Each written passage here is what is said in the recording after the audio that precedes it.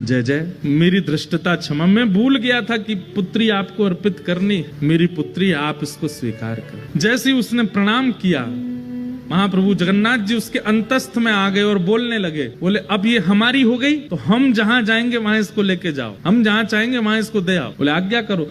बोले एक वन में एक जयदेव महाप्रभु हैं, गीत गोविंद की रचना जिन्होंने की, उनसे जाकर के अपनी बेटी का ब्याह कर दो। पद्मावती नाम था उनका। तो सुदेव ब्राह्मण बोला, भगवान वन में रहते हैं, बेटी। बोले अब ये तुम्हारी बेटी नहीं तो तुम चिंता क्यों कर रहे हो? तुम्हारी बेटी होती तो तुम चिंता करते ना कि जमाई हमारा कैसा, घर है कि नहीं है, परिवार है कि नहीं, संपत्ति। अब तो ये हमारी हो गई, अब इसके पिता हम हैं, हम इसके लिए योग्य वर ढूंढ चुके हैं, उससे जाके ब्याह करो इसका। और जो आज्ञा भगवान, बिल्कुल संशय नहीं है मेरे चित्त में, मैं ब्याह कर दूंगा।